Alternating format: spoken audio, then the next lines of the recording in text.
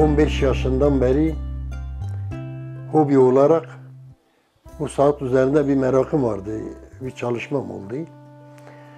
Şimdi mekanik saatleri, pil olsun, mekanik olsun, eski Osmanlı saatleri olsun, tamiratı bana geliyor, yapıyorum. Önümüzdeki gördüğünüz saatler çoğu 1928 yapımıdır. Bugüne kadar devam ediyoruz. Bizim Erciş'teki yaşlı saatçiler vefat etti. Şimdi yeni nesil onlara bazen gidip geliyorum, öğretiyorum, yardımcı oluyorum.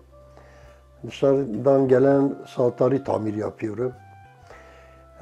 Onun dışında ev işlerimi yapıyorum. Mesleğim her şeye el atıyorum, yapıyorum, çalışıyorum. Bunlar çoğu İstanbul pazarlarından bunları topladım. Bozuk saatleri kendim yaptım. Kendim tamir yaptım, bakımını yaptım. Bu hale getirdim. Yani bunlara yeni sıfır diye para verip almadım. Çünkü bunları İstanbul değişik pazarlarından aldım. Tamiri yaptım, bakımını yaptım. İşte bu hale getirdim. Şimdi saatler bunlar bozuk değil. Bunlar hepsi çalışır vaziyette. En eski saat bu kolumdaki saattir. Ondan sonra bu sıfır nacardır. Bu sıfır nacardır. Ondan sonra bu Hislon'dur. Bu Singer'dir. Bunlar 1928 yapımıdır. Ama bunların ikinci çıkışı var. Tamam, Hislon, Nacar, Singer diyorlar. Ama UT makine, as makine. Bunlar değişik makinedir. Bunlar orijinaldir, ilk çıkan. Bu mesela Citizen'dir. Otomatiktir. Nabızla çalışır diyorlar. Bu Orient'tir. Orient'tir. Nabızla çalışıyor diyorlar. Yani rotor döner, saati kuruyor. Mesela bu Orient'tir. Bu Teknos'tur. Vialux var. Ondan sonra değişik var. Alman malı var, Anker. Ondan sonra değişik saatler çok vardı bende. Bu koleksiyonu mesela bir 20 senedir, belki 10 senedir, 15 senedir bu bende bulunuyor. İşte bazıları yapıyorum, bazıları arkadaşlar isterken veriyorum. İşte işleri görür. Ama gelen eski saatleri çok çaba gösteriyorum. İlla canlandırmak istiyorum. Benim daha önceki dönemlerde ben köydeydim. Gelirim, köyden geliyordu. Ondan sonra babamın vefatında çocukları da bana yük oldu. O yüzden diyorum, acaba diyordum bir dükkan alsam bizi kurtarır mı kurtarmaz mı? Hani o cesaret bir olmadı.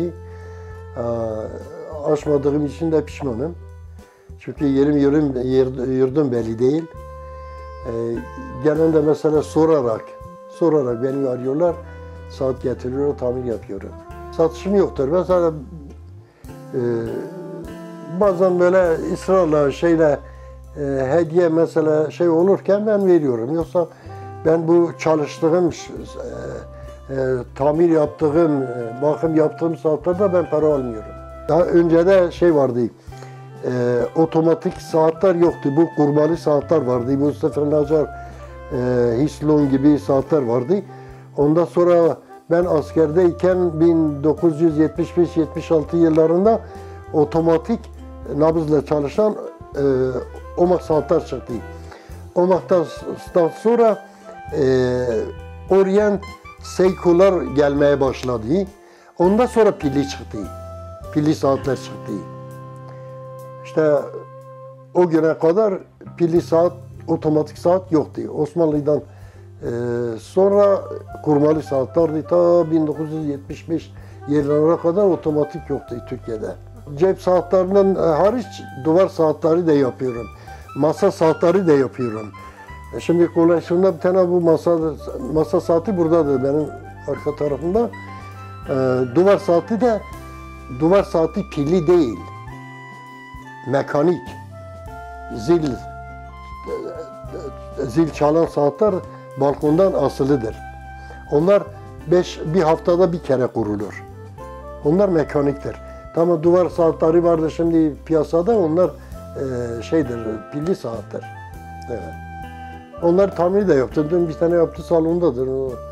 Onu da getirdi yaptım. Pilli saatleri komple makinesini değiştirdim. Herkese bir çağrım vardır. Bu eski saatleri çöpe atmasınlar, canlandırmaya uğraşsınlar, bizi takip etsinler, göndersinler. Yapalım, bir eski haline getirmesini isterim.